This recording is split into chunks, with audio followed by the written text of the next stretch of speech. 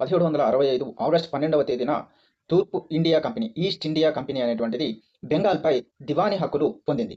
అంటే 1765 ఆగస్టు 12కు ముందు ఇంగ్లాండ్ భారతదేశంలో వ్యాపారం చేయడానికి బంగారం, వెండి దిగుమతి చేసుకొని భారతీయ వస్తువుల్ని కొనేది. అయితే 1765 ఆగస్టు 12న దివానీ హక్కులు పొందిన తర్వాత అక్కడ బెంగాల్ ప్రాంతంలో పన్ను వసూలు చేసి ఆ సొమ్ముతో వ్యాపారం చేయడం అనేది ప్రారంభించింది. 1770వ సంవత్సరంలో బెంగాల్‌లో తీవ్రమైనటువంటి కరువు రావడం జరిగింది. అందులో 1/3 వంతు మరణించారు.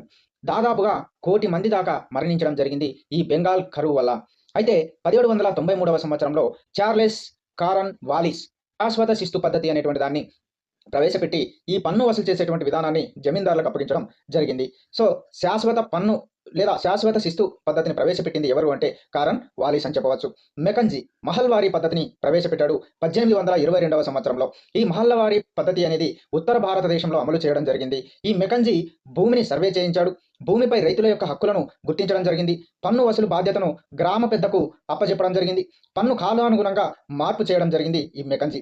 ఆ తర్వాత రైతువారీ పద్ధతి అనేటువంటిది ప్రవేశపెట్టడం జరిగింది. ఈ యొక్క రైతువారీ పద్ధతిని చిన్న స్థాయిలో అమలు చేసినటువంటిది కెప్టెన్ అలెగ్జాండర్ రీడ్ అనేటువంటి ఆయన. ఆ తర్వాత రైతువారీ పద్ధతిని అభివృద్ధి పరిచింది వచ్చేసి థామస్ మన్రో. రైతువారీ పద్ధతిలో రైతులు నేరుగా ప్రభుత్వానికి పన్నులు చెల్లించేలా ఏర్పాటు చేయడం జరిగింది. ఈ పద్ధతిలో ఎక్కువ మొత్తం శిస్తును నిర్ణయించారు. తద్వారా పన్నులు చెల్లించలేక రైతులు గ్రామాలు వదిలిపెట్టి వెళ్ళిపోవడం జరిగింది.